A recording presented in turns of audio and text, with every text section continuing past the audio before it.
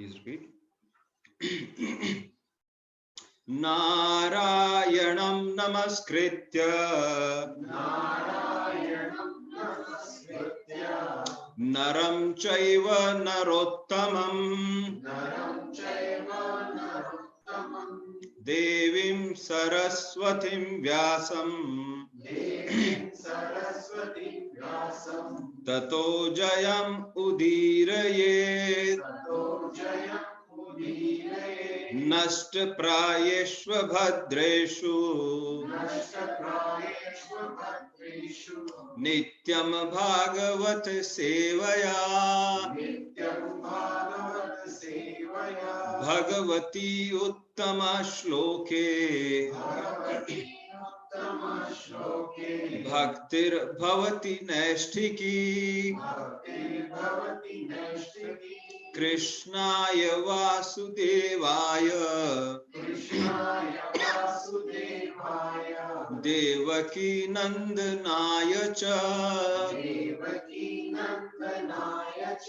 Nanda Gopa Kumaraya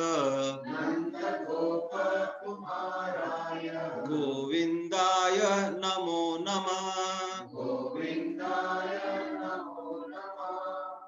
Hare Krishna. So we completed Canto first in our last session, and so there was a suggestion that we should actually do a revision of the first canto so that we are not forgetting as we are going through.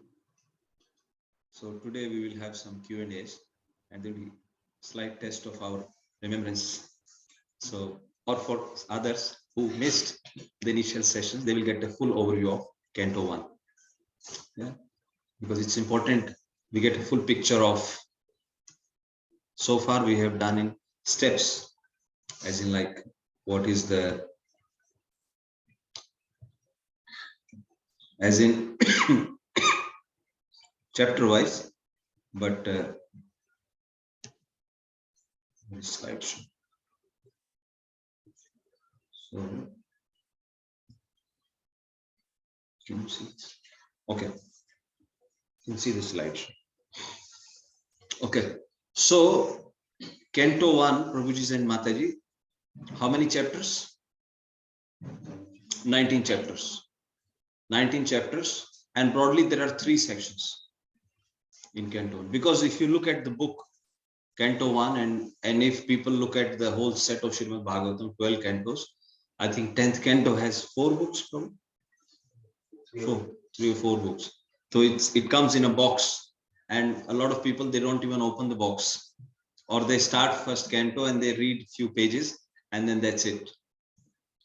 So it's a good idea. I think it's not that. One thing that you will notice is in whole Śrīmad-Bhāgavatam, few philosophical concepts are repeated many times. For example, devotional service is the only way. Devotional service to whom? To whom? To Lord Shri Krishna. Yeah. So that point has been emphasized through various pastimes, like Gajendra Moksha, Prahlad Maharaj, Dhruv Maharaj, yeah? Lord Krishna, Udhav Samvad in 11th canto, yeah? Prahlad Maharaj in 7th canto, Ajamil pastime. Then there are questions, Grast Ashram. Yudhishthira Maharaj asked Naradji, what are the duties of a Grast? Somebody who's in the Grast Ashram, which is discussed in the 7th canto. Questions like, how is God? Is God partial? So many times these questions come. Is he partial to devotees and impartial to, or is he not showing any favor to the demons? Bali Maharaj pastime. So the whole point is, through these pastimes, Prabhuji Mataji, there are various topics covered, various incarnations of the Supreme Personality of Godhead, how the whole cosmos is created, how the time is calculated. In the 2nd canto, we will see, in the 2nd canto itself, 3 times the Lord's universal form is discussed. 3 times. Overall 5 times universal form is discussed in all the 12 cantos. Second canto 3 times, fifth canto again the universal form is discussed. But there are different objectives. Sometimes we are not able to comprehend why the universal form is being described.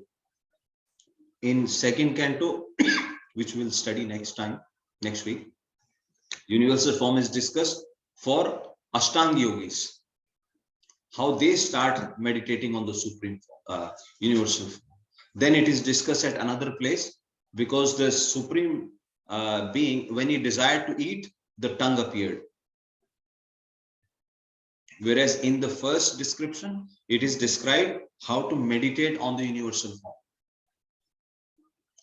In another place, discussion between Narada and Brahmaji. Brahmaji is telling Narada about universal form. So we will try to get into that. Yeah? But the whole point is, it looks so big, but the underlying factor is, remember the last verse, Nam Sankirtanam Yasya Sarva Papa Pranasham Pranamo Dukkha Samnam Tam Namami Harim Param. That is the last verse of the 12th canto. Conclusion. So that, but through these various pastimes, it answers various questions of Parikshit Maharaja. So through the overview, we can get an overview as to what is there in the Canto 1. Yeah. So let's discuss today. So in Canto 1, there are 3 sections. Part A, Sud Goswami answers to the 6 questions of the sages. Now, remember I told you, if you remember the questions, then we can understand the answer as well. So what are those 6 questions? How they are relevant to us? Yeah. Then history of Śrīmad-Bhāgavatam, and then part C is Maharaja Parikshit's birth, activities and meeting with Shukdev Goswami. So that's all covered in the three parts of Canto 1, essentially. Yeah. So we will go through them, how from chapter 1 it leads to chapter 9. Right. Let's do Mangala Charan first, and then we will discuss. Om Ajnana Timirandhasya Jnananjana Shalakaya Chakshur Unmilitam Yena Tasmai Shri Guruve Namah Shri Chaitanya Vishtam Sthapitam Yena Bhutale Swayam Rupa Kadamayam Dadati Swapadantikam Vandeham Shri Guru Shri Yuta Padkamlam Shri Gurum Vaishnavamscha Shri Rupam Sagrajatam Sahagana Raghunathanvita Tam Sajivam Savadetam Savadutam Parijana Sahitam Krishna Chaitanya Devam Shri Radha Krishna Padam Sahagana Lalita Shri Vishakhanvitamscha He Krishna Karuna Sindhu Deenabandhu Jagatpate Gopesha Gopika Kanta Shri Radha Kanta Namastute Tapta Kanchana Gaurangi Shri Radhe Vrindavaneshwari Vrishabhanu Sute Pranamami Hari Priye Vancha Kalpatarobhyascha Kripa Sindhu Bhaevacha Pati Pavanebhyo Vaishnavebhyo Namo Namah Jai Shri Krishna Chaitanya Prabhu Nityananda Shri Advaita Gadadhar Shivasadi Gaura Bhakta Vrinda Hare Krishna Krishna Krishna Hare Hare Hare Rama Rama Rama Hare Hare Hare Krishna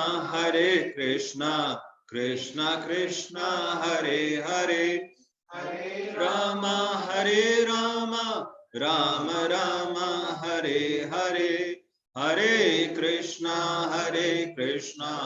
Krishna Krishna Hare Hare Hare Rama Rama Rama Hare Hare Bhutir Mahadbir Tiyai Ma Puro Vibho Nirmaya yashete yadmusha purusha bhunte gunansho dashasho dashatmakam solanka srishta bhagavan vachamsi me Shri Krishna Sharanam Sharanaagatam Katha Amritam Satat Pibatam Bhakti Vedanta Marga Panthanam Sarvaloka Rishide Janma Prasannam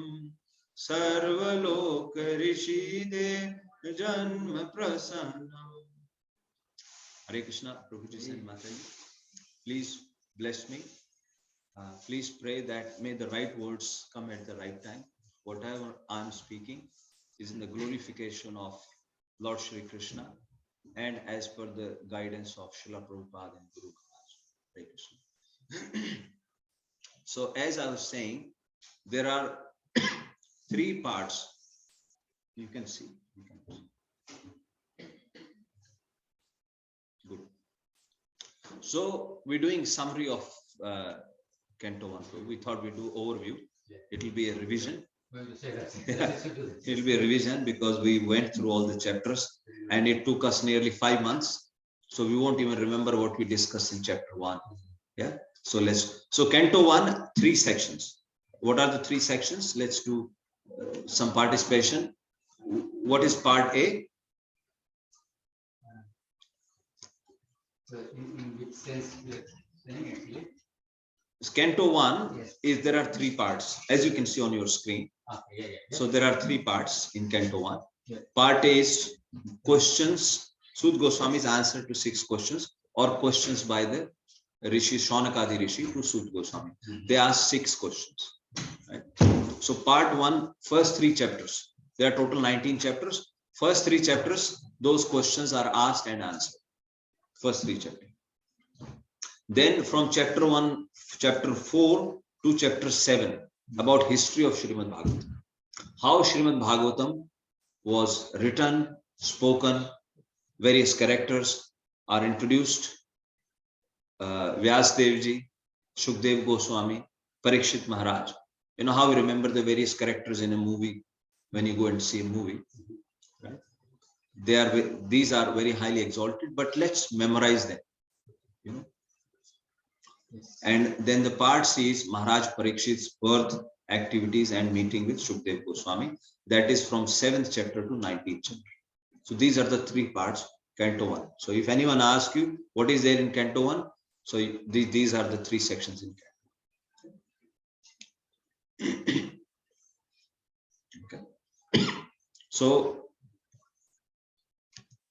now 6 questions by the sages. So 6 questions that they ask. Let's try to remember, because these questions are relevant to all of us, to every living entity.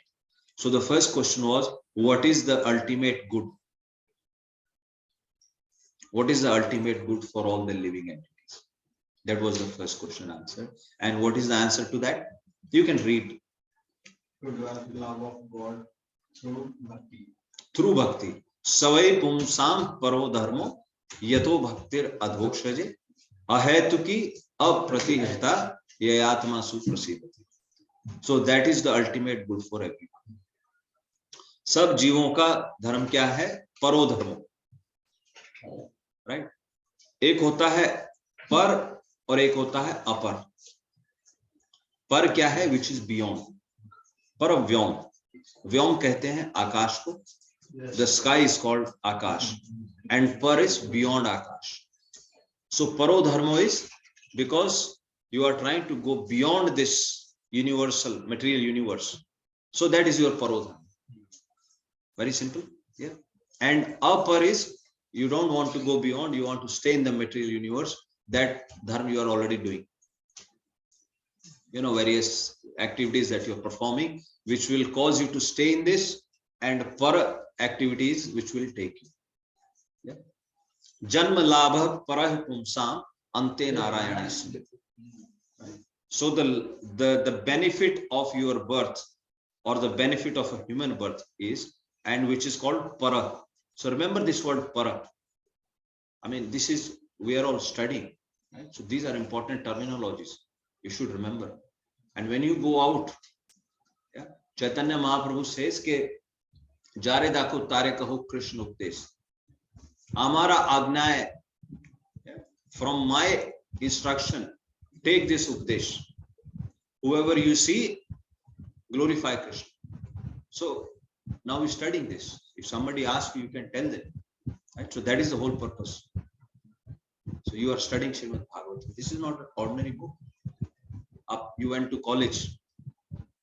Kitna suna? 12 years, year 12. Kitni tuition? How many coaching centers?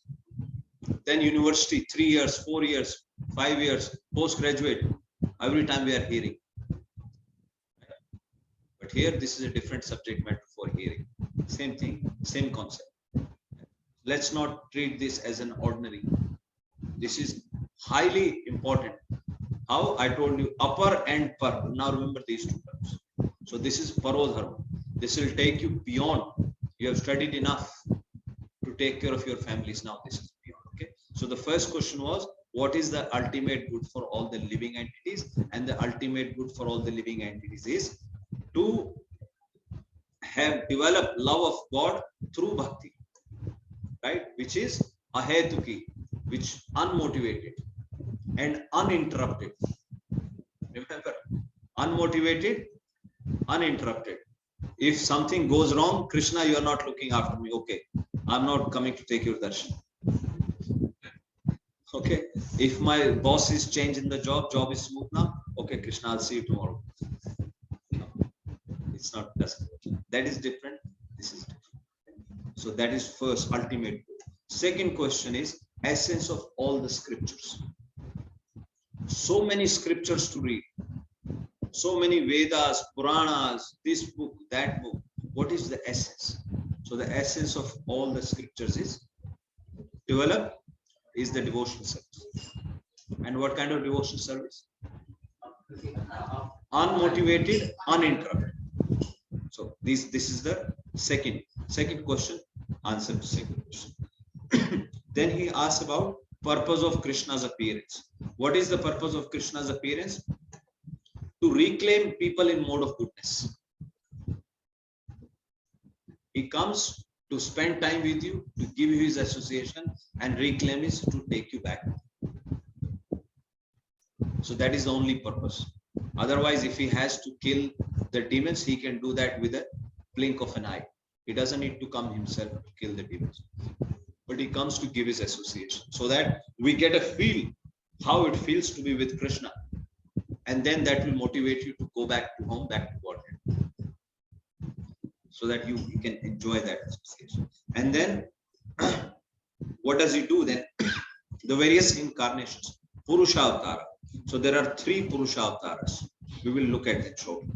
And then there are Leela Avataras. So he takes various, to perform various pastimes, various Leelas, he incarnates. So there are 22 Leela Avatars discussed, but there are millions of incarnations, millions. And then where did religion take shelter after Krishna's disappearance? Where did religion take shelter? Śrīmad-Bhāgavatam. Krishna Swadhamo Upgate Dharma Jnanadidhi Saha Kalau Nashta Drasham Esham Purano Ark Adhuno Udita. So this Śrīmad-Bhāgavatam has arisen as a sun. Ark jisko kehte hain, which is giving light. It is said no matter how many candles you light, how many stars are there, how many moons are there, but just one sun, it can give so much light. So that is the potential of Śrīmad-Bhāgavatam. So what you are studying, Prabhuji Mataji, is not an ordinary, this is not an ordinary book. Śrīmad-Bhāgavatam. Let's not underestimate the potential of Śrīmad-Bhāgavatam. Mahaprabhu said, Śrīmad-Bhāgavatam pramanam amalam. So this is the amal praman hai.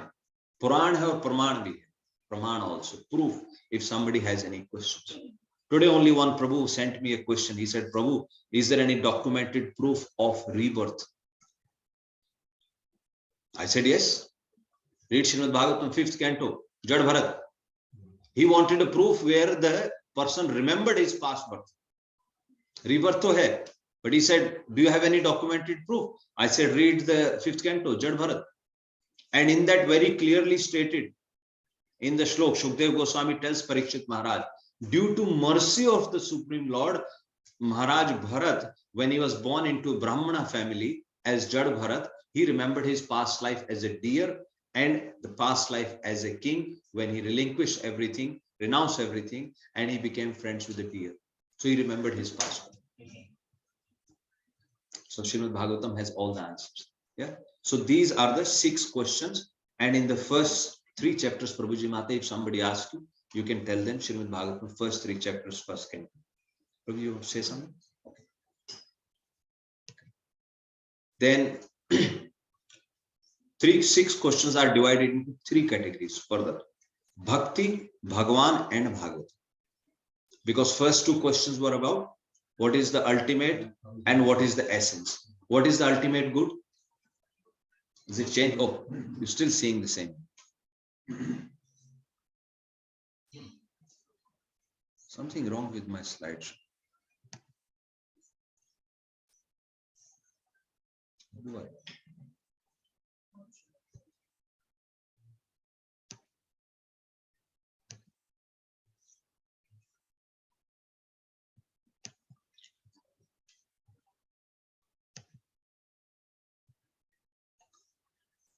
No. I'm seeing the next slide. Sorry, please excuse me.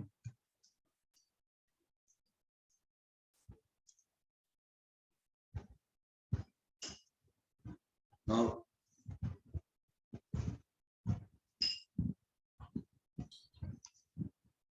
okay, now it's working. Okay, thank you.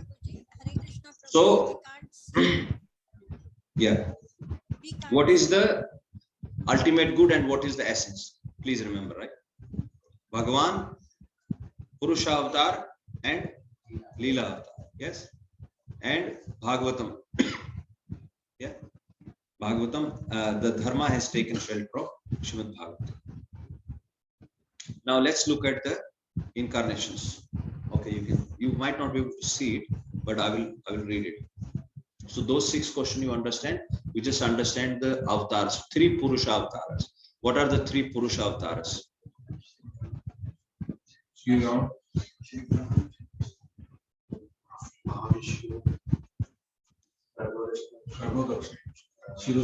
Shirodaksha. These are 3 Purusha avatars and others are Leela avatars. Because in these expansions, Lord is not performing any pastime. First, Karanodakshaya Vishnu, Mahavishnu, from the pores of his body. So this is the Mahavishnu. Yasyek Nishwasita Kalam Athavalambe. From whose one breath many universes are coming out. Jivanti Loma Vilija Jagadanda Natha. Vishnu Mahan Iha Yasya Kala Vishesham Govindamadi Purusham Tamaham. Brahmaji is offering these prayers, right? So this is that Mahavishnu who is a kala of that Govinda Bhagavan.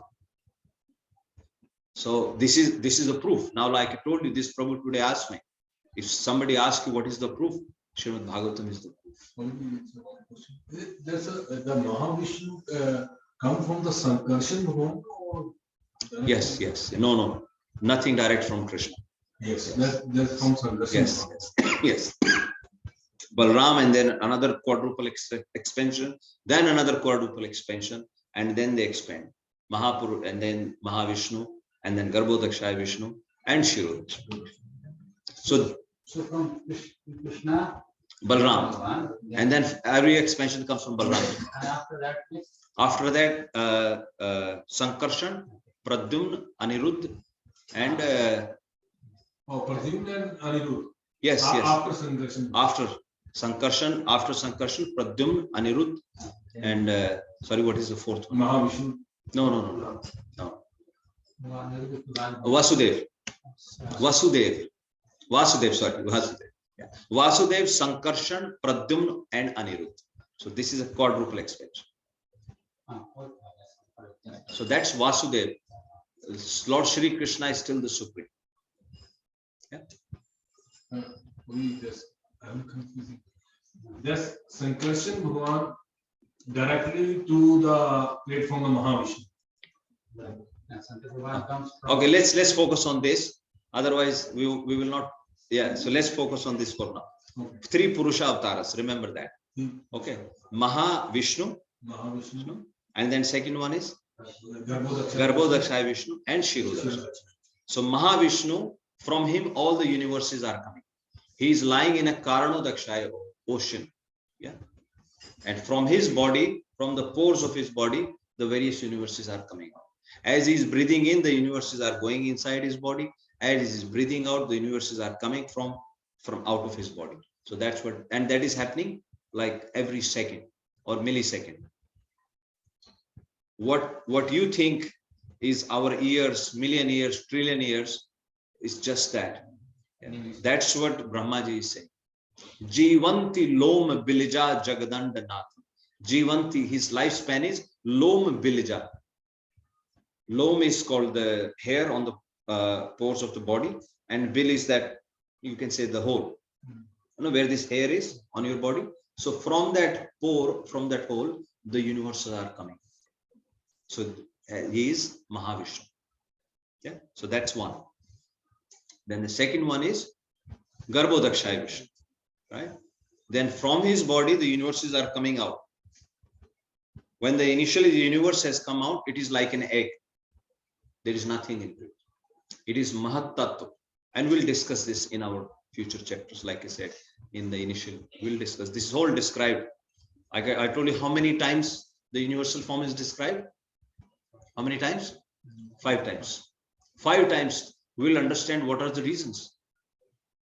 Right? So we'll discuss that. Garbhodakshaya, and then in each universe, he enters himself. And then he lies from his own body, the sweat is coming, and then he fills up that universe inside. And then he lies into that universe. And from the navel of that Garbhodakshaya Vishnu, lotus navel, a lotus sprouts. And within that stem of the lotus, this our earth, all the planetary system is within that. It is not outside that. Don't think of a normal lotus stem in your garden. This is something different. Yeah. So second is Garbhodakshaya Vishnu. Third is Shirodakshaya Vishnu. So this is Shirodakshaya Vishnu. You often see in the movies or in the serials that demigods are going and they're praying, and then Vishnu Bhagavan, he's lying on the Sheshnag. So this is that Shirodakshaya Vishnu. They don't even get to see Mahavishnu and Garbhodakshaya Vishnu. They don't get to see that. So they get to see Shirodakshaya Vishnu. He is responsible for the maintenance, you can say, of the universe or all the living entities. Now this Shirodakshaya Vishnu, he enters into every living entity as Paramatma. Understand? So he is inside your body as a Paramatma. Bhagavan Krishna says in Bhagavad Gita, Upadrashta Anumantacha, Bharta Bhokta Maheshwara. I am the overseer and I sanction. He sanctions your activities and he's the overseer also. But don't blame him for your wrong actions. That he sanctioned, and that is why I made a mistake. He can only sanction to a limit. Tomorrow, if you say, I want to barge into the Prime Minister's house and do something, will he sanction? No. Police will catch you and put you into the police station. So there is a limit to that sanction also. But he's there. And he's so merciful, he's inside into even a stool worm. He's inside into the body of a stool worm also. He can't leave you alone. He's so merciful. When Lord Krishna used to help Surdas cross the street, remember? One day he was blind. And one day, Surdas, he just started making excuses that I can't cross the road, and so that Krishna will come and help me. And then Surdas challenged Krishna. He said, "Baha choda ke jaat ho, nirbal jaan ke moe. Hriday te more jai sako, tab manu." He said, "Okay, you are going away. You think I don't have the strength, right? So you are leaving me, right? मेरे हाथ को झटक के छोड़ के you are leaving me. Okay, I challenge you. Try to leave my heart." Yeah. So that he enters into every living entity as Paramatma, and he's so merciful. Please remember, in every living entity he's there. And then Leela avatars. So we discussed 22. There are 22 Leela avatars. Now, as you said, Matsya, Kamsa, Ramchandra, Narsim Bhagwan, Vaman Bhagwan, Varaha Bhagwan. Actually, I could not find a documented proof, but I'll share this with you. I heard it from who was the Prabhu who left his body, who was twin brothers in Mayapur, who were serving Narsim Bhagwan. Yeah. Last year he left his body. Okay, the name will come. Twin brothers from UK. They are serving Mayapur temple. And Prabhupada said there is no one like those two brothers. So that Prabhu was saying, you know how sometime in India you hear that Krishna is the avatar of Vishnu. In 27th Manvantar, 27th, yeah, Krishna comes himself. But in other Manvantars, that Prabhu was saying, in other Manvantars, they are an incarnation of Vishnu. You understand? In one, Krishna comes himself. Now, I think 28th he comes himself. Sorry, I'm little. This is 27th? Okay, so 27th, he comes himself. Krishna comes himself. In others, they are the incarnation of Vishnu. That's what I heard from. So I'm just sharing with you, but I haven't found a documented proof anywhere. But just in case, if you happen to hear, because sometimes we tend to reject people, so you can hear them. You understand what I'm saying? Some people say, "What are you talking? Everybody has come from Krishna. Aham sarvasya prabho matta sarvam pravartati." Everything, yes, ultimately comes from Krishna only. Everything. But yeah, this is what I heard him say. So that's that. But going to that, all the avatars, then they incarnation. So that is. You see the next one? Okay, so first 3 chapters are done. So that is the first 3 chapters. Okay. Then in the 4th chapter, now they start a different set of questions. These are called seed questions. Now they want to know why, who wrote Śrīmad-Bhāgavatam? Why was Śrīmad-Bhāgavatam written? Who was Śrīmad-Bhāgavatam spoken to first time? Why was Śrīmad-Bhāgavatam spoken to that person? Where did they meet? Right? So these are the seed questions, right? History of Śrīmad-Bhāgavatam, and then Parikshit Maharaja and Shukdev Goswami and their meeting. Okay. So the chapter is titled The Appearance of Shri Narada. Right? So after they ask all the questions, now Sud Goswami starts answering the questions. And the questions they asked is, I've already explained. Why did Vyasadeva write Śrīmad-Bhāgavatam? On whose instructions did he write Śrīmad-Bhāgavatam? Why did he teach Śrīmad? Because towards the end of the 3rd chapter, Sud Goswami says that this book, this Śrīmad-Bhāgavatam, Vyasadeva taught to his son Shukdev, and Shukdev Goswami then spoke to Parikshit Maharaja. That was the end of the 3rd chapter. Now, naturally, there are next set of questions. So the question is, why did he write first of all? Then, if Shukdev Goswami was liberated from the very young age, why did he study such a vast 18,000 verses?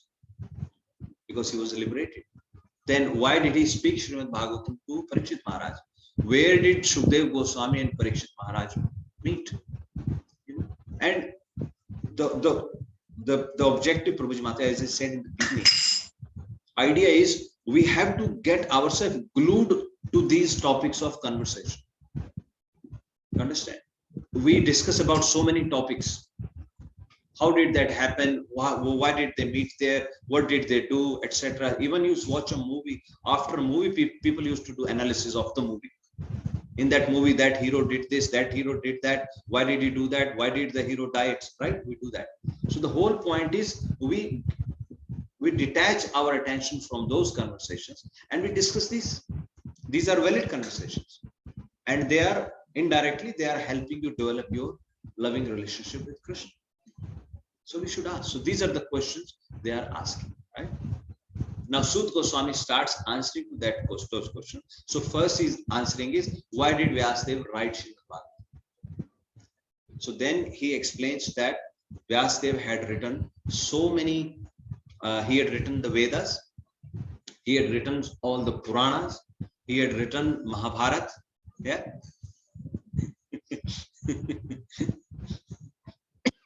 And still he was feeling dejected.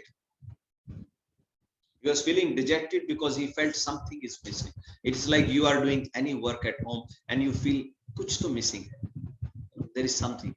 Because as simple as that, if you are cooking something and you want to feed your family and you taste the dish and you feel, oh, something is missing.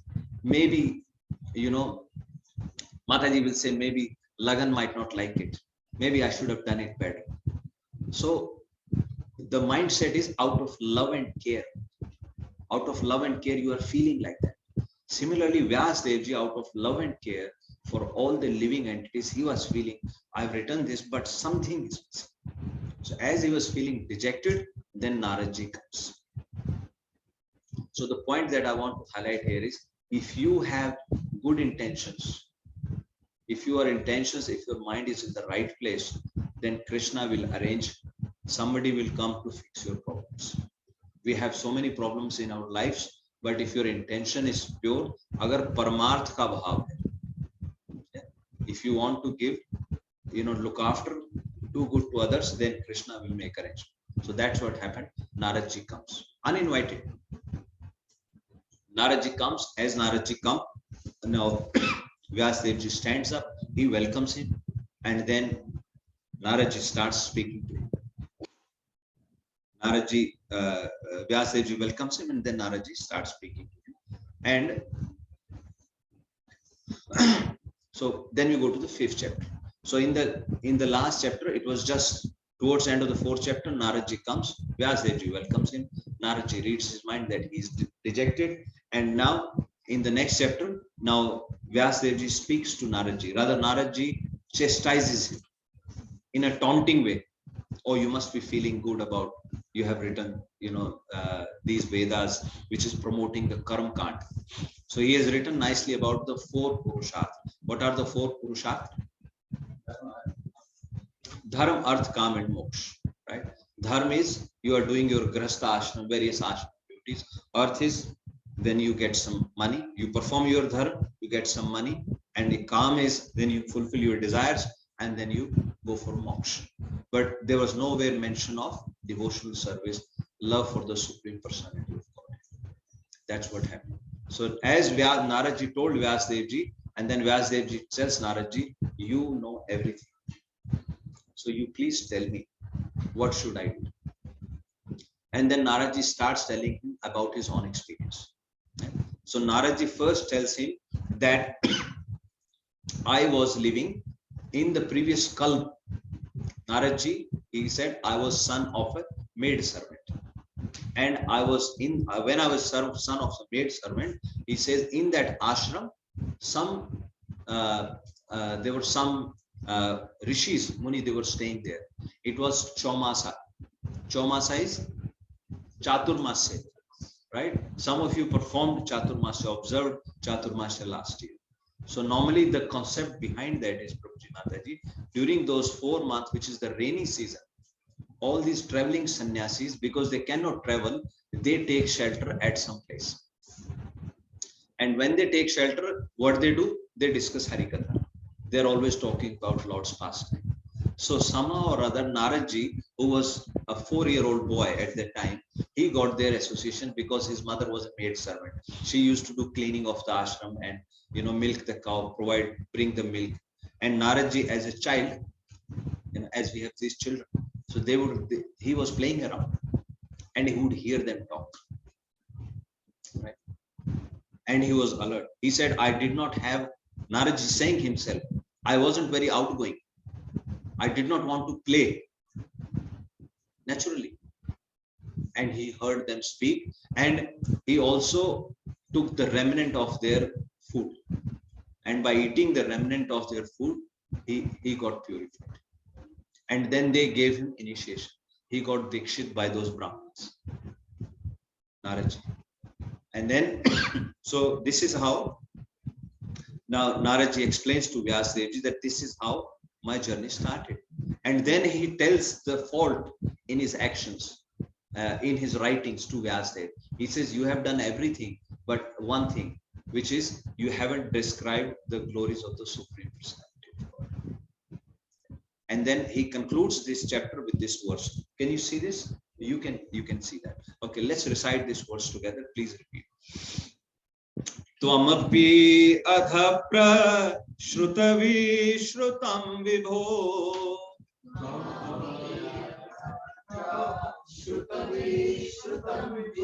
samapyate yena vidam bubhutsitam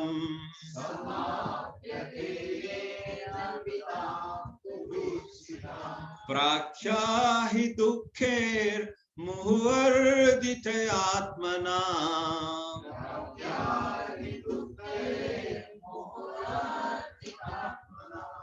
sanklesha nirvanamushanti nanyatha.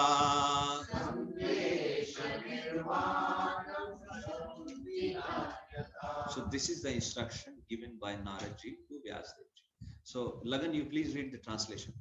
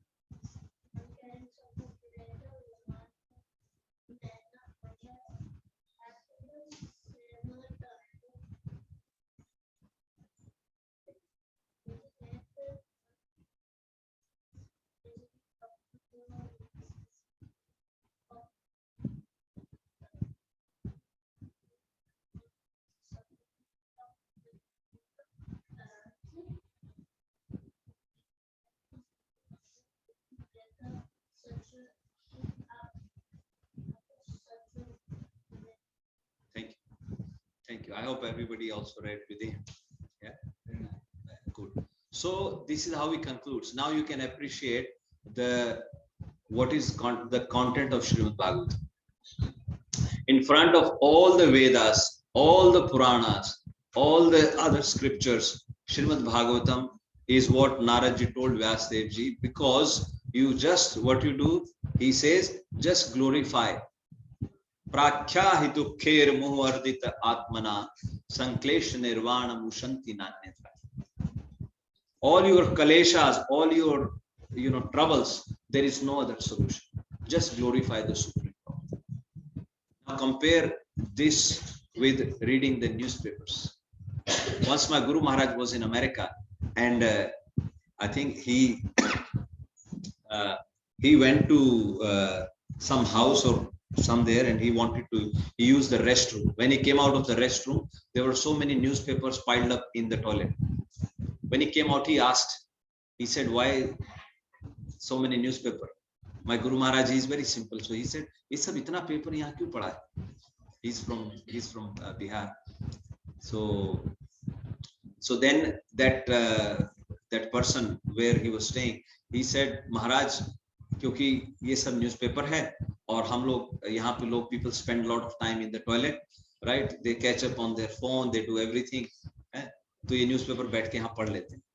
Then Maharaj says, बिल्कुल ठीक कहा. ये newspaper यहीं पे बैठ के पढ़ने की चीज है.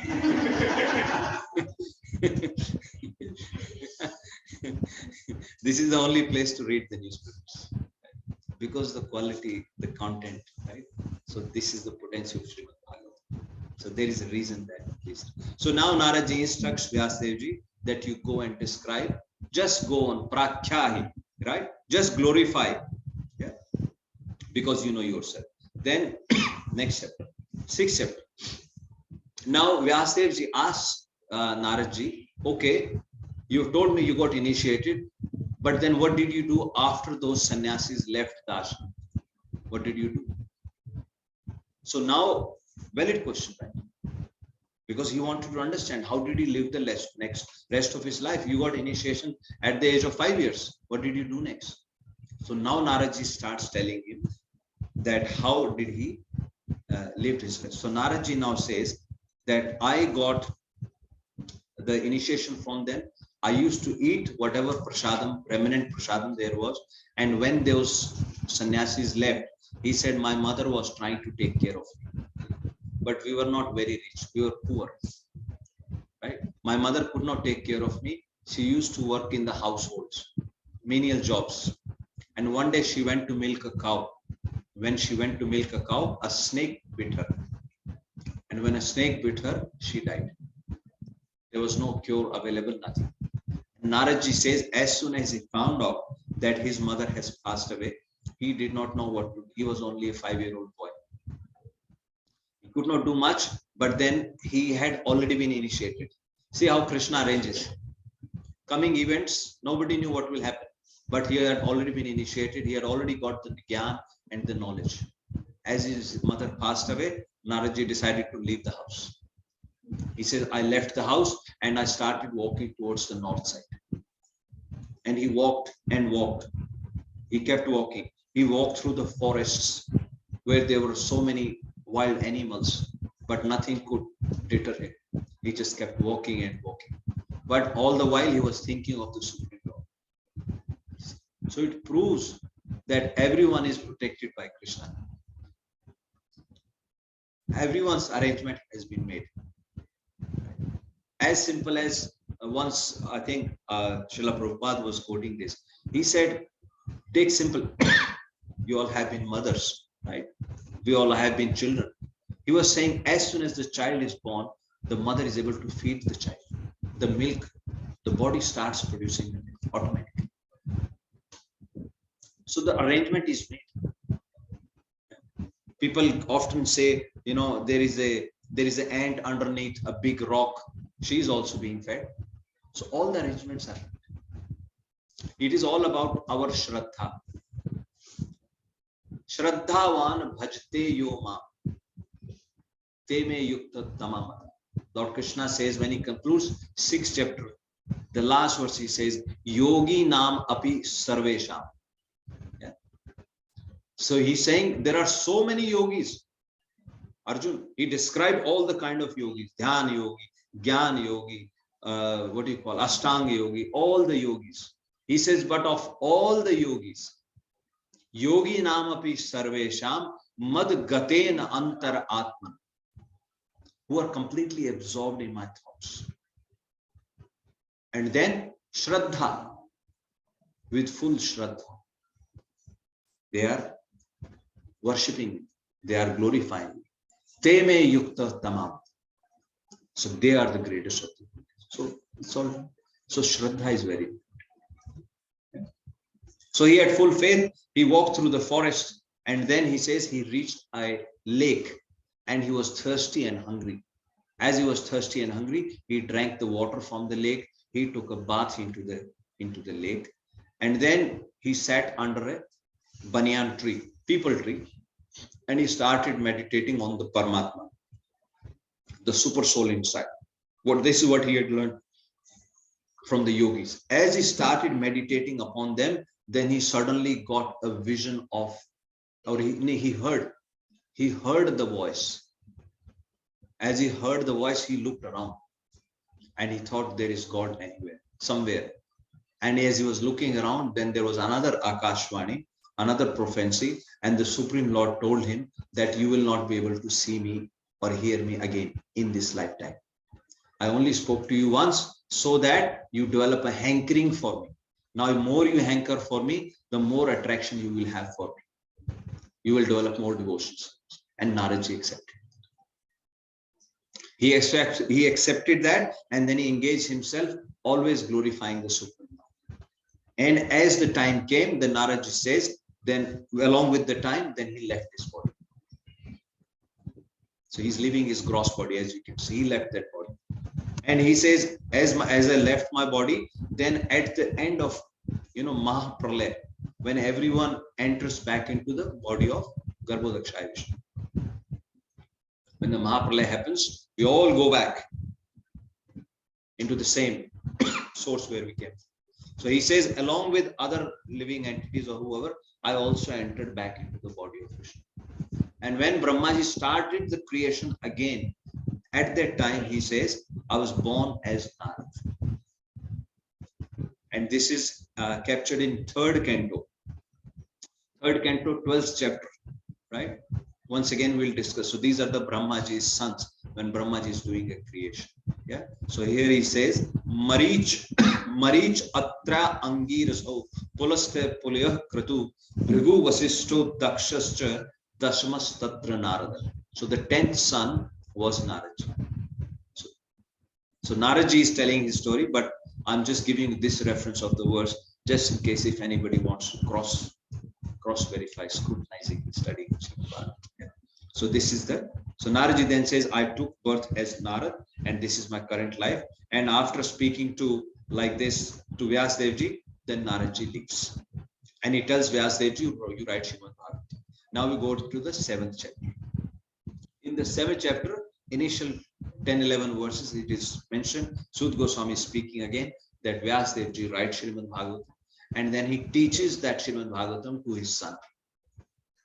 As he say that, now Shaunakadi Rishi asked the question again, that why did Shukdev Goswami had to read such a vast literature when he was already liberated soul? And at this point, that very famous verse, then Sud Goswami quotes. He says, Atma Ramascha Munyo Nirgrantha api urukrame kurvanti ahetuki bhaktim itham bhuta guno. So he's saying that the Supreme Lord's guna, his qualities and his pastimes are so wonderful. They are so attractive that even the Atmaram, people who don't believe in the who says Nirakar, you can say, or who says that he's impersonalist, or who are Ashtanga yogis, right? Even they, or people who are completely detached, or who are progressing on the devotional service, including everyone, he says that when they hear those beautiful, leelas, the beautiful, you can say, his roop, his gun, then they automatically get attracted. And what they start doing? Kurvanti ahetukim bhaktim. Then they start doing what? Unmotivated devotional service to the Supreme Lord. Aise Bhagwan ke guna. So this was the response by Sud Goswami to Shukdev, to Shaunakadi Rishi, that this is why Shukdev Goswami learned Śrīmad-Bhāgavatam. And I've quoted, there are 2 famous verses, right? When he went to the forest, Vyasdevji sent his students. He taught them 2 verses.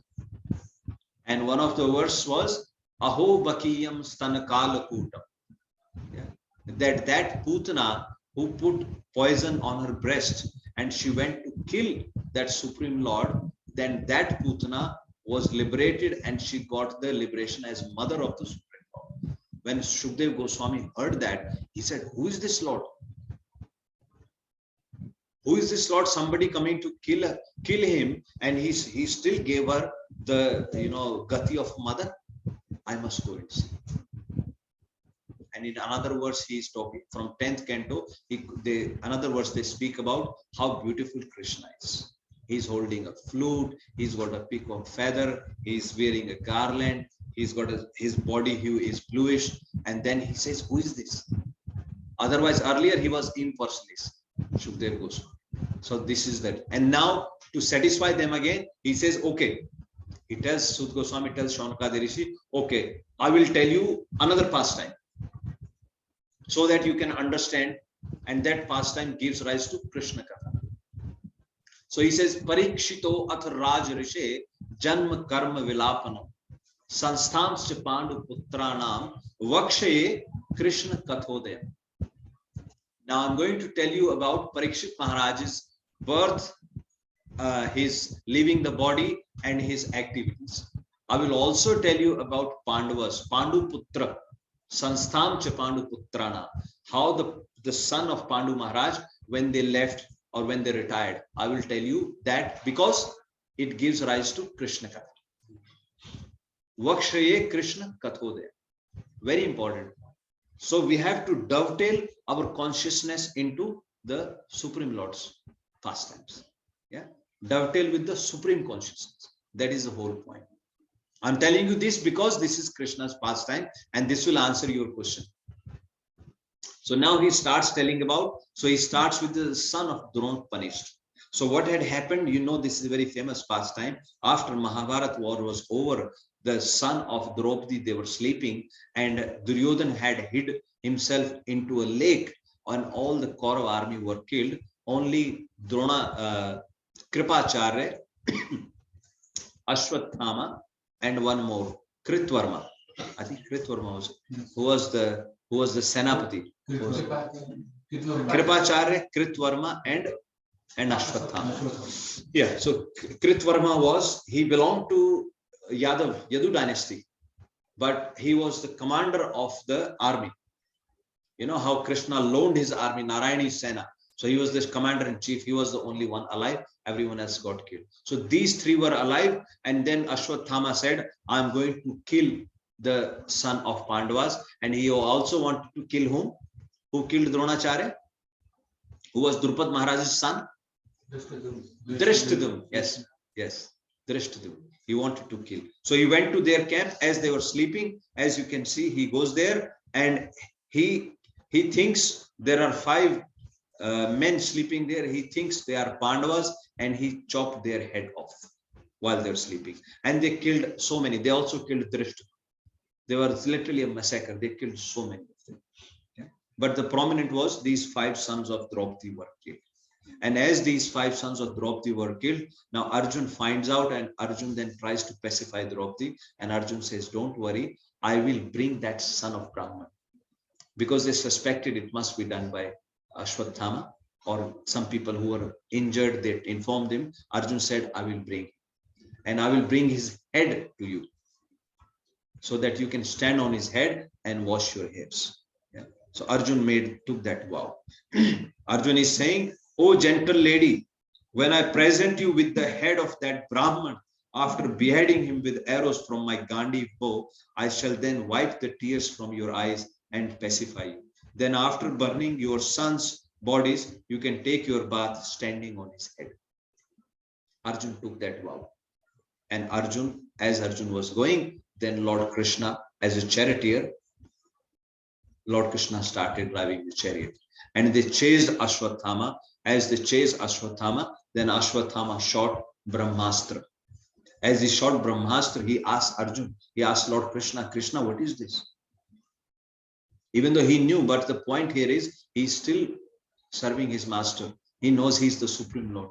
Arjun asked Krishna, and Krishna says, this is Brahmastra. Arjun, you also shot a Brahmastra to counteract this Brahmastra, to diffuse. Arjun also shot a Brahmastra. And then there was so much fire and so much, etc. in the skies. So much disturbance. And then the Brahmastra were diffused. As they were diffused, Arjun caught hold of Ashwathama. And then he was taking him back to the camp. Now Krishna, to test him, Krishna says, kill him. Kill him. You had promised to Draupadi that you will bring his head. Now kill him, take his head. Right? But at the same time, Krishna tells him another principle, that you don't kill these people.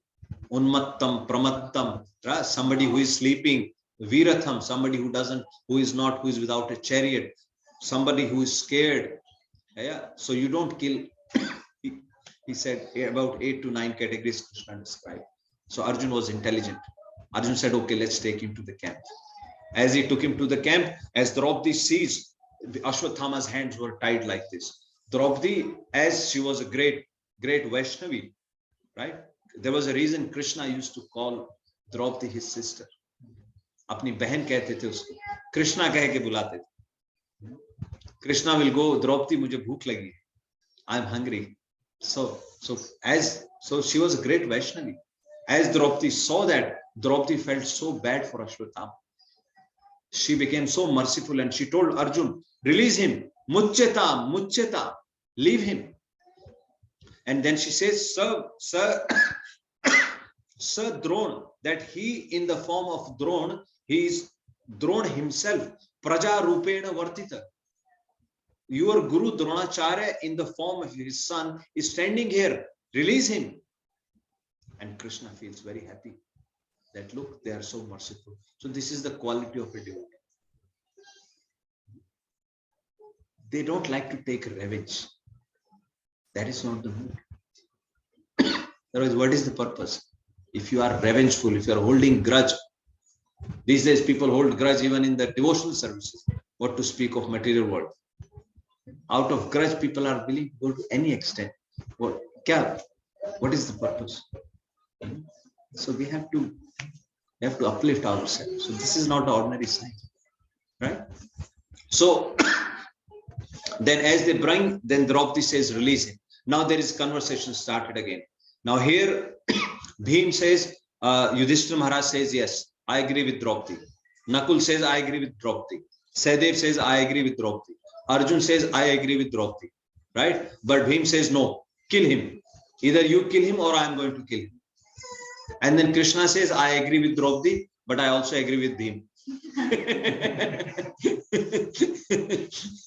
And then, as Krishna says that, thus then Arjun could understand the motive of the Lord by his equivocal orders, and thus with his sword he severed both hair and jewel from the head of Ashwathama. So Krishna says, I agree with Bhim, I agree with Draupadi. Now Arjun, you do your duty. Punish him. I saw you made a promise in front of me to Draupadi. Krishna is saying that. It is written in Bhagavatam. Krishna says, मेरे सामने आपने promise किया है, अब उसको fulfill करो. And then Arjun understood. Arjun cut his shikha, and he also took the jewel out of Ashwathama's head. And then Ashwathama had already lost his bodily luster due to infanticide, and now moreover, having lost the jewel from his head, he lost even more strength, and he was unbound and driven off the camp. And it is said Ashwathama is a Chiranjeevi. He is still living. But what is the purpose of that birth? That's how, or that life. So he is punished now. Now we go to next chapter, 1.8. Prayers by Kunti and Parikshit Maharaj saved. Right? Now, as Ashwathama was released, he was such a crook, he again shot another Brahmastra. Now, Lord Krishna, after the Mahabharata war was over, now Lord Krishna met all the Pandavas and he said, now I'm going back. As he was about to go back, he's sitting on his chariot. As you can see, now Uttara comes running to the chariot. Mother Uttara, who is Parikshit Maharaj's mother. He comes running and she comes running and she's scared. And she's offering prayers to the Supreme Lord. And she says, my dear Lord, please save me. Okay, let's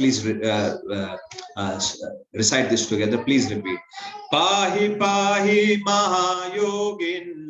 Pahi pahi mahayogin. Deva deva jagat pathe. Deva deva jagat pathe. Na anyam tvad abhayam pashe.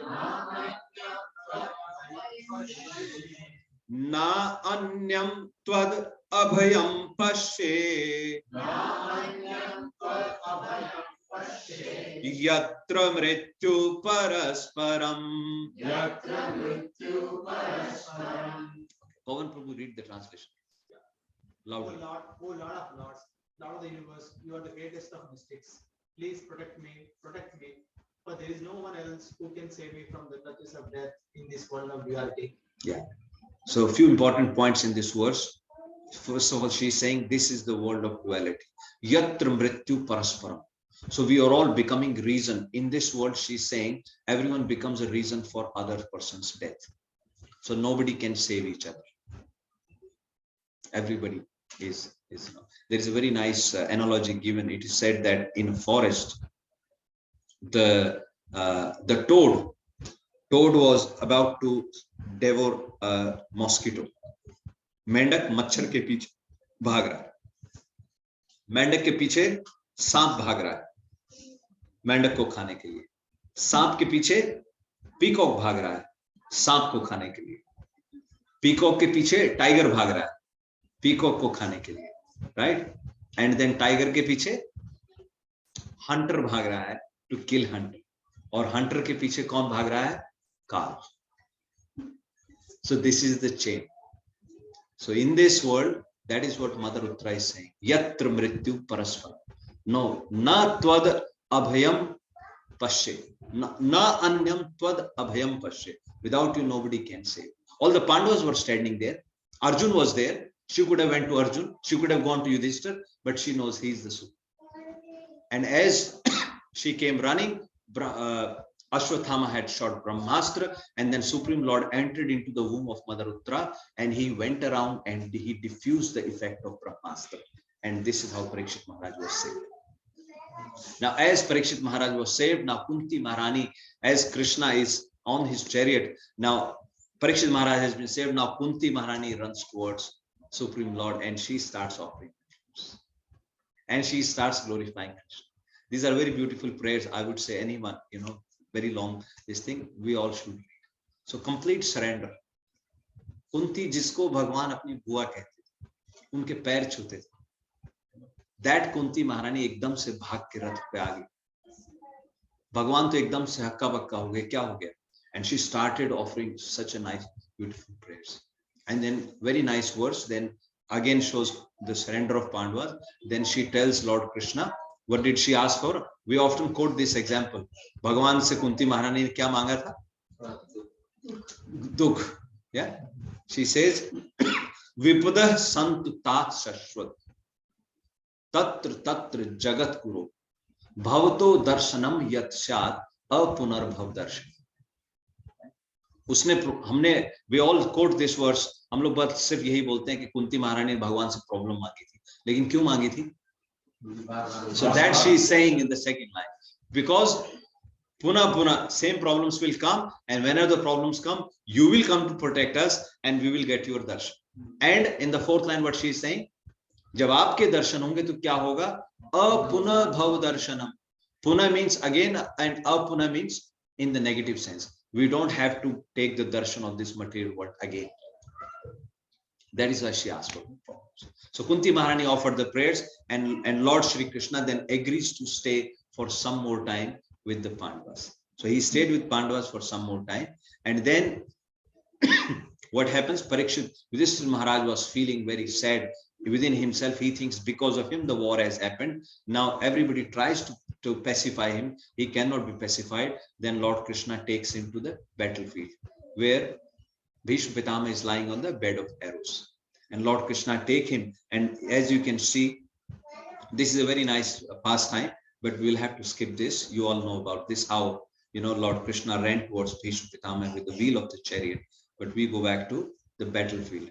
Now Bhishma Pitama is lying on the bed of arrows. Bhishma Pitama pacified Yudhishthira Maharaj, and he spoke on various dharma. He spoke to him about Raj Dharma, Istri Dharma, Purush Dharma, etc., all the dharmas, and he told him that whatever the Supreme Lord Krishna is saying, you should just follow his instructions, right? He is not na yam matuleyam manne. जिसको तुम अपने मामा का बेटा मानते हो, वो मामा का बेटा नहीं है. He is Supreme Personality of God. Please hear as and please do as he says. And then Bhishma Pitama glorifies Supreme Lord, and he leaves his body. So here Sud Goswami says, this is how he left his body. He says, Krishna evam bhagavati manovag drishti vritti bhi atmani atmanam aveshya so antah swasa uparvat. So he took the last breath. He was looking at Krishna. He was glorifying Krishna, and he was totally focused on Krishna. Right? So he had full attention on Krishna. Mano, vak, drishti, vritti. Man as in his mind, Vak as in his words, and Drishti, he was looking at Krishna. He was looking at who? Shri Shri Parthasarathi. Yeah. So he left his body because Krishna wanted to glorify Krishna. Now finally Krishna says, now I have to go back to Dwarka because I've been away for such a long time. They are also waiting for me. And Krishna prepares to leave for Dwarka. As he is leaving for Dwarka, now very nicely, the women of Hastinapur, they are glorifying Krishna. They get on the rooftops and they are singing the glories of the Supreme Lord. And very important point I mentioned earlier also, remember, all these women, some of them have lost their sons, like a lot of them, everybody died on the both sides. So they are either widows or they are either mother without the sons, or they are either sisters without the brothers. So they are all Matajis. They went on the rooftop and they are glorifying Krishna. And in this verse, what they are saying is, whenever there are kings and administrators living like animals in the lowest mode of existence, the Lord in his transcendental form manifests his supreme power. The truth, positive, shows special mercy to the faithful, performs wonderful activities, and manifests various transcendental forms as is necessary in different periods and ages. And mind you, these women, they are also from the Kaurava side. In Hastinapur, they are not Pandavas. Even the Kaurava side, Matajis, they realize that he's the supreme. Okay? And this is how they are glorified. And while the ladies of the capital were greeting him and talking him in this way, it is not as if Krishna was not hearing. He was on the ground and they were on the rooftop. And then Krishna smilingly, he accepted their greetings and casting the grace of his glance over them, he departed from the city. Now Krishna left Hastinapur and then he gets into the Dwarka. Now as he is getting into the Dwarka, Lord Krishna blows his conch shell, right? Here. And two important things, Vipralamba is separation and Sambhoga is association. Yeah, reunion or union, yes. So here two moods are described. But in Vipralamba, the mood is you see Krishna in everywhere. कहते हैं कि संयोग में जो हमारा इष्ट है वो सामने होता है और वियोग में हमारा वो इष्ट जो है वो कण कण में होता है. So we believe in viyog, separation, right? Vipralamba bhav. Chaitanya Mahaprabhu came to teach devotion in Vipralamba bhav because then we see Krishna everywhere. So now Vipralamba for Hastinapur, earlier it was Vipralamba for Dwarka residents. Now Dwarka residents, they come and they greet their Supreme Lord and they very nicely, welcome him. As you see this very nice picture. So this is our, Lord Vitthal in Maharashtra. So when they have this yatra, a lot of people, they carry their deities with him. And once it starts raining, so the little boy, he's carrying his deity and he's putting umbrella, on his deity that, to save him, protect him from the rain. So that mood, that is the mood, loving devotional service. Yeah, we develop towards the Lord. And then very nicely, these Dwarkavasis, they are telling to the Supreme Lord, "Oh Master, if you live abroad all the time, then we cannot look at your attractive face, whose smiles vanquish all the sufferings. How can we exist without your presence?" Okay. So this is how they are offering the prayers and they welcome the Supreme Lord, yeah, when he's coming in Dwarka. So we just, through this process, Prabhuji Mati, we just want to develop. We don't want to imitate. We don't want to imitate, but we want to develop that. And that can be done when we have a, Sajati association, same mood, right? So that is why association is very important. You tell me who you associate with, and I will tell you what you are. Right? So that is the whole. So this is how Dwarka Vasis, they welcome the Supreme Lord. Now on this side, Parikshit Maharaj was, born, and then Yudhishthira Maharaj, he performed great ceremonies. He gave away so many cows to the Brahmanas, yeah, and he satisfies all the Brahmanas. And then once again, it is about the glory of Krishna conscious ruler. He was ruling as Krishna conscious ruler. So Parikshit Maharaj's birth happened. Then Lord Krishna come back again to Hastinapur, and then Yudhishthira Maharaj performed yagna. Right? He performed yagna, and then Arjun went and collected some money, and then Lord Krishna stayed with them for some more time once again. Yeah. And then the next 13th chapter is Dhritarashtra quits home. Now this is very interesting pastime. Vidurji, he did not participate in the war. He left. As he left, he heard two cantos, third and fourth canto. He heard from Maitreya Rishi. When we go to third and fourth canto, so and it is said towards the end of the fourth canto, Maitreya Ji described to him how Prachin Barhi, the king Prachin Barhi, he was involved into Karamkandi activities, and he got audience with Naradji. As he got audience with Naradji, then Prachin Barhi got liberated, or he got detached. And it is said that then Vidurji straight away left that place, and he said, I also have a brother who is indulged into Karamkanda activities. I should also. And then Vidurji come to Hastinapur, and he speaks to Dhritarashtra, and he is preaching to Dhritarashtra here. So once again, same, all of us, we have to do this preaching. After Maitreya Ji instructed, or Vidurji heard from Maitreya Ji, what did he do? He went and shared the same knowledge with his brother. We all do the same thing. And that conversation between Maitreya and Vidurji, there were only two people. You don't need hundreds and thousands of people for satsang. Only दो लोगों के बीच में सत्संग हो रहा था. सूरदास जी गाते थे, कृष्ण भगवान आके सुनते थे. Only two people. Right? So don't be confused. Let's not be confused. Satsang doesn't mean crowd. Satsang means satsang, essence, right? Where you can discuss your adhyatma progress. Right? So here Vidurji and Dhritarashtra, and Vidurji tells Dhritarashtra, what kind of life are you living? You should go. And after that, Dhritarashtra understood his position, and he left and went into the forest, and there he went into a trance, and it says he did not eat or drink anything, and he just sat into a trance, and through that yoga sadhana he was able to burn his body.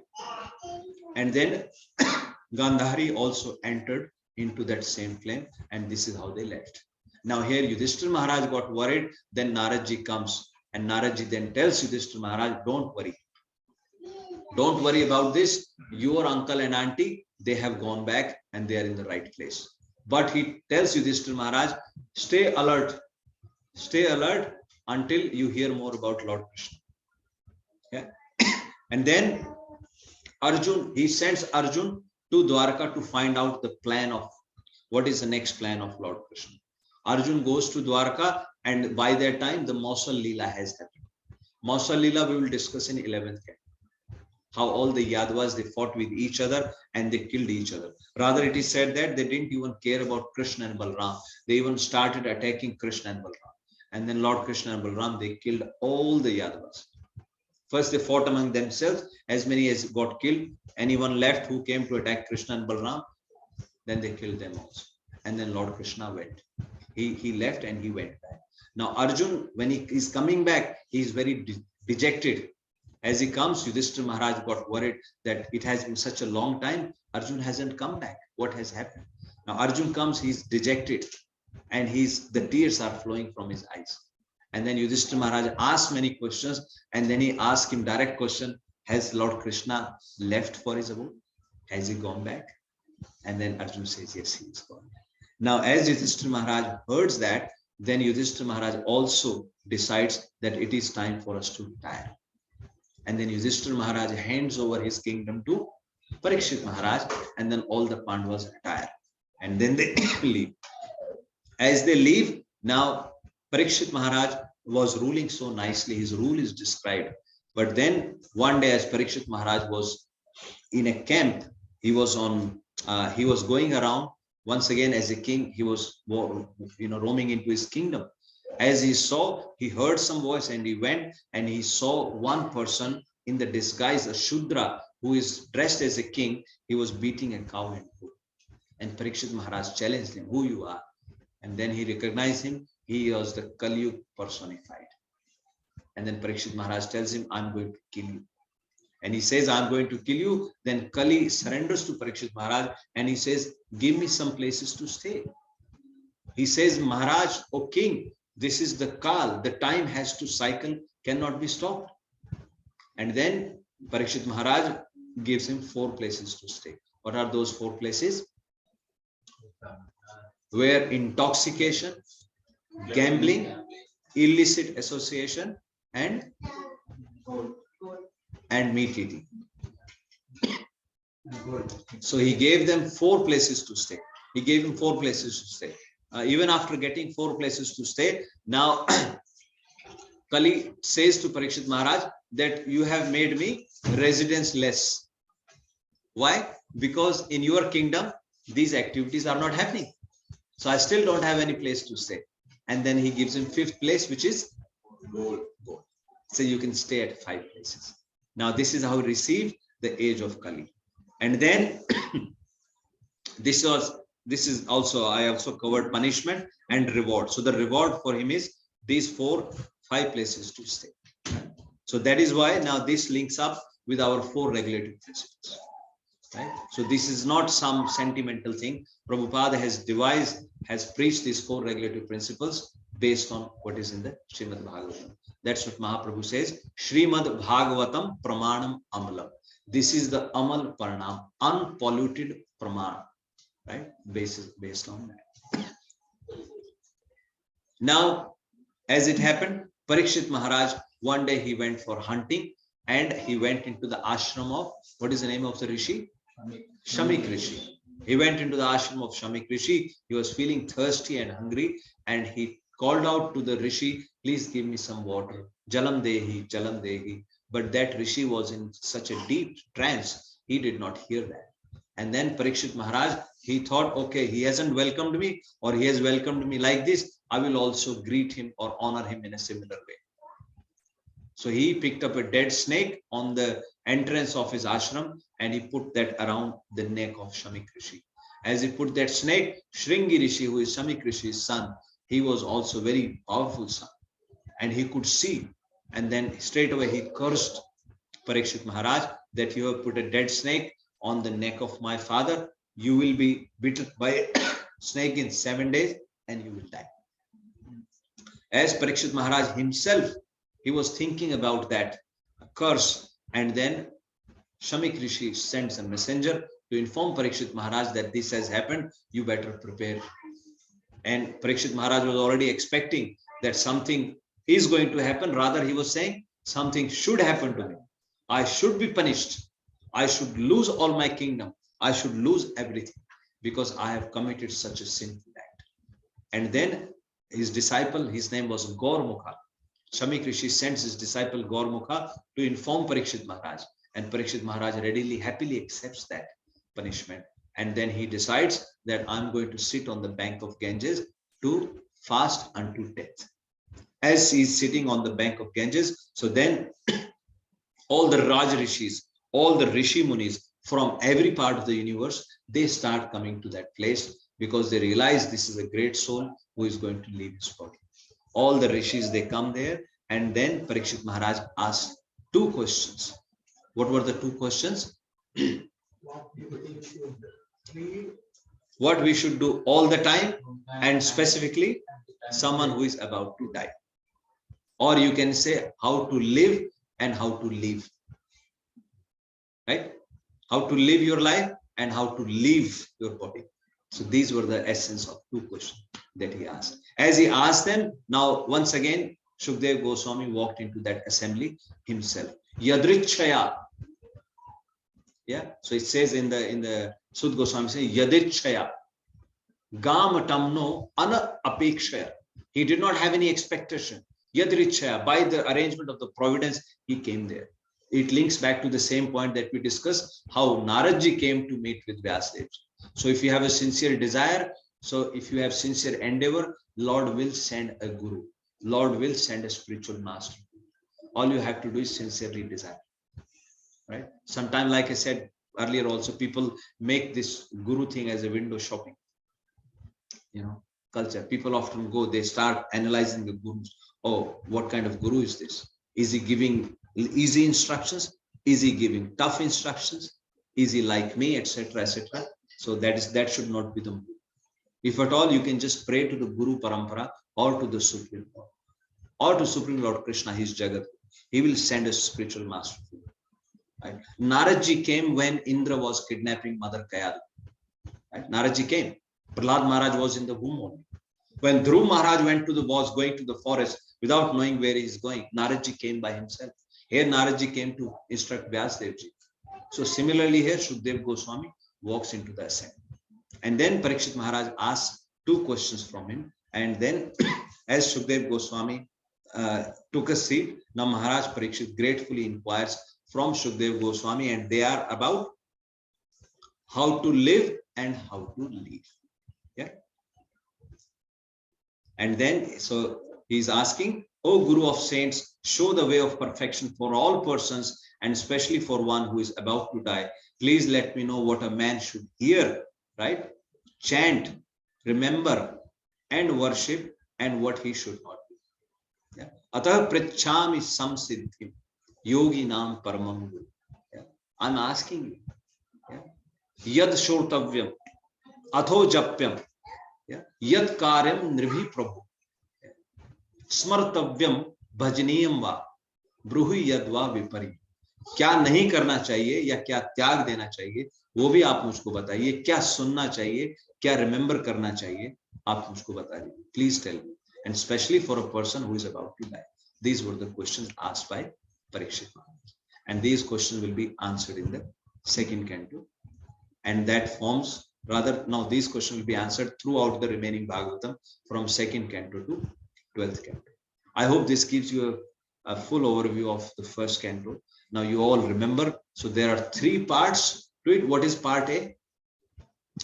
Anyone who has been listening from the beginning, there are 3 parts. 6 questions. Part A is 6 questions, right? Which is covered in the first 3 chapters. What is part 2? Bhagavatams, about the Bhagavatam. Who spoke? Why did he spoke? Why did he compile Śrīmad-Bhāgavatam? Why did he speak to Parikshit Maharaj? How did Parikshit Maharaj and Shukdev Goswami met? These are the questions. And they are from chapter 4 to chapter 7. And then from chapter 7 to 19 is about Parikshit Maharaj.